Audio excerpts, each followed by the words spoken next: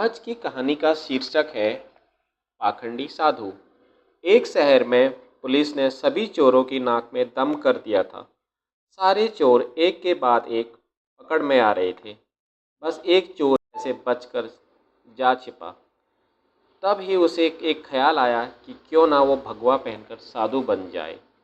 ये दुनिया चोरों को तो जूता मारती है, लेकिन अगर वही चोर भगवा पहन ले तो उसके पैर में पड़ी रहती थी। इस प्रकार चोर साधु बनकर घूमने लगता है। पाखंडी साधु में एक कला थी, वे बोलने में बहुत माहिर था। प्रवचन तो उसके बाएं हाथ का खेल था। इस कारण साधु की निकल पड़ती है। उसके बहुत से शिष्य बन जाते हैं। कई लोग उसके आगे पीछे घूमने लगते हैं। उसे मुफ्त में खाने को मिलने लगता है। बस उसे सांसारिक जीवन छूटने का दुख रहता है। पाखंडी साधु जंगल में अपने शिष्यों के साथ रह रहा था। तभी उसके आश्रम में एक सेठ आया। सेठ को भी पाखंडी साधु ने अपने बोलने की कला से प्रभावित कर दिया था। साधु से मिलकर जब सेठ अपने घर पहुंचा तो उसे एक ख्याल आया। असल में सेठ को एक दुविधा थी। उसके पास बहुत सोना था, जिसे चोरों के डर के कारण वे अपने घर में नहीं रख सकता था। उसने सोचा क्यों ना ये सोना साधु के आश्रम में रख दिया जाए, क्योंकि साधु को कभी कोई मोह माया नहीं रहती। वो तो भगवान का रूप होता है। किसी को ऐसे देवता पर शक नहीं होगा कि उनके आश्रम में सोना गड़ा हुआ है।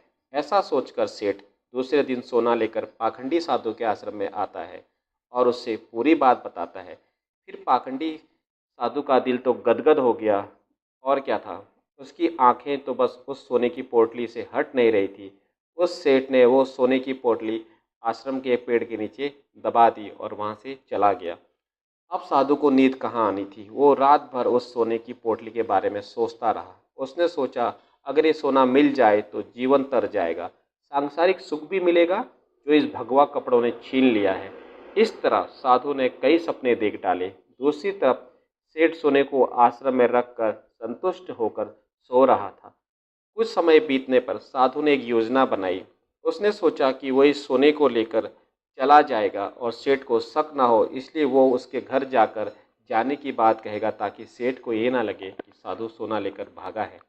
अगले दिन साधु सेठ के घर जाता है। सेठ के पास एक व्यापारी बैठ रहा था। साधु को आता देख सेठ खुशी से झूम जाता है और कई पकवान बनाकर खिलाता है। साधु सेठ को अपने जाने की बात कहता है। इस पर सेठ दुखी होकर रोता है। उसे रोकता भी है, लेकिन साधु कहता है वो एक सन्यासी है, किसी एक जगह नहीं रह सकता। उसे कई लोगों को मार्गदर्शन देना होता है। ऐसा कहकर साधु बाहर निकलता है और जानबूझकर सेठ के घर का एक तिनका उठा ले जाता है। थोड़ी देर बाद साधु वापस आता है, जिसे देख सेठ वापस आने का कारण पूछता है। तब साधु कहता है आपके घर का यह एक तिनका मेरी धोती में लटक कर मेरे साथ जा रहा था, वही लौटाने आया हूँ।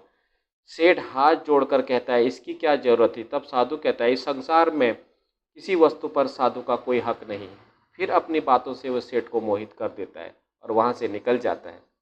यह सब घटना सेठ के पास बैठा एक व्यापारी देखता है और सेठ से पूछता है कि कौन है ये साधु। तब सेठ उसे पूरी बात बताता है, जिसे सुनकर व्यापारी जोर जोर से हंसने लगता है और सेठ हंसने का कारण पूछता है। तब व्यापारी उसे कहता है तुम मूर्ख हो, वो पाखंडी तुम्हें लूट के ले गया। जिस पर सेठ कहता है कैसी बातें करते हो, वो एक संत हैं, बहुत ज्ञानी हैं। व्यापारी कहता है अगर तुम्हें अपना सोना बचाना है तो तुम उस जगह चलो जहाँ सोना दबाया है।